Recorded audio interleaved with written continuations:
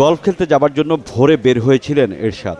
উদ্ভূত পরিস্থিতিতে দলের নেতাকর্মী এবং সাংবাদিকদের অনেকেই গত কয়েকদিন ধরে তার বাড়ির সামনে সার্বক্ষণিক থাকেন। এরশাদ তাদের জানিয়ে যান, দলের মন্ত্রীদের পদত্যাগপত্র দুপুর নাগাদ প্রধানমন্ত্রীর দপ্তরে পাঠিয়ে দেওয়া হবে। তবে সময় যত গড়িয়েছে, এরশাদকে ঘিরে ধূম্রজাল সৃষ্টি হয়েছে। সকালে দলের নেতারা বারিধারার প্রেসিডেন্ট পার্কে খবরের জন্য ছুটলেও পরিষ্কার করে কেউই কিছু বলতে পারছিলেন না। এখনো তো সঠিক মতো বলতে পারছি না, দেখি আপনাদের তো সিদ্ধান্ত হয়ে গেছে, কিন্তু বলতে পারছেন না। এই হয়ে যাবে যখন সিদ্ধান্ত হয়ে, কোনো সমস্যা নেই।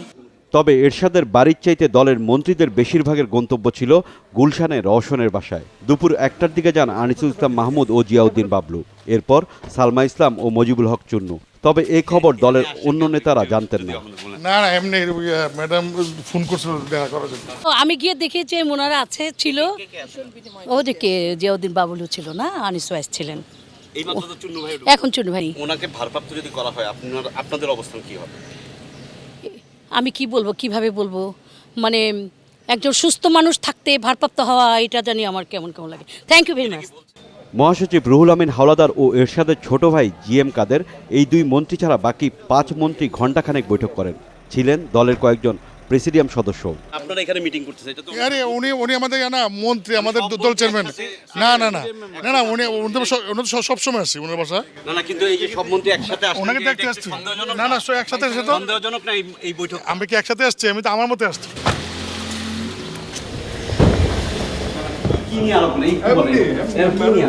জানা যায়, রওশনকে সামনে রেখে সরকারে কিভাবে থাকা যায় তা নিয়ে আলোচনা করেন তারা। সরকারের সঙ্গে ঘনিষ্ঠ এই দুই নেতা এ নিয়ে বেশ তৎপর থাকলেও মুখ খোলেননি।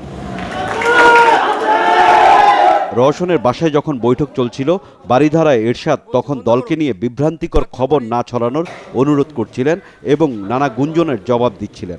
আমরা যে কথা বলেছি নির্বাচন করব না, সব দল না আসলে আমরা কখনোই নির্বাচনে যাব না। যতই প্রোপাগান্ডা করুন, বিভ্রান্তি খবর ছড়ান, মানুষকে বিভ্রান্ত করার চেষ্টা করবেন না। আমি চেয়ারম্যান আছি, ভারপ্রাপ্ত চেয়ারম্যানের কেউ নাই। যতদিন জীবিত আছি আমি, জাতীয় পার্টির চেয়ারম্যান আমি আছি, আর কেউ নয়। ওদিকে রওশনের বাসায় গোপন বৈঠক শেষ করে মজিবুল হক চুন্নুর গাড়ির গন্তব্য ছিল গুলশানে মহাসচিবের বাসা। সেখানে জিএম কাদের আগে থেকেই বৈঠক করছিলেন। চুন্নু যোগ দেবার কিছুক্ষণ পর বৈঠক শেষ করেন তারা। চিন্তিত মুখে বেরিয়ে আসেন 3 মন্ত্রী।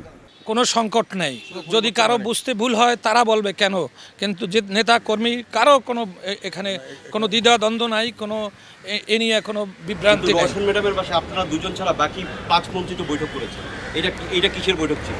এটা আমরা জানি না। এরপর তারা ছুটে যান এরশাদের কাছে। সেখানে সাংবাদিকদের জানান, রোববার পদত্যাগপত্র জমা দিবেন তারা। আমি আজকে চেষ্টা করেছি, আজকে ছুটির দিন এবং মাননীয় প্রধানমন্ত্রী তিনি কার্যালয় নেই, এবং আপনারা জানেন বিদেশি একজন গুরুত্বপূর্ণ ব্যক্তি দেশে এসেছেন, তার সাথে মনে হয় তাদের আলোচনা চলছে। আগামীকালকে যে কোনো সময় আমরা তাদের অ্যাপয়েন্টমেন্ট নিয়ে আমরা সেখানে যাব এবং ইনশাল্লাহ আগামীকালকে আমরা জমা দেব। তবে রওশন এরশাদ, আনিসুল ইসলাম মাহমুদ এবং জিয়াউদ্দিন বাবলু এখনও পদত্যাগপত্র এরশাদের কাছে জমা দেননি। এমনকি তাদেরকে বাড়িধারাও দেখা যাচ্ছে না। সব মিলিয়ে সাংবাদিকরা এখনও আছেন এরশাদের সর্বশেষ খবর জানতে। বদরুদ্দোজা বাবু, মাছরাঙা সংবাদ, ঢাকা।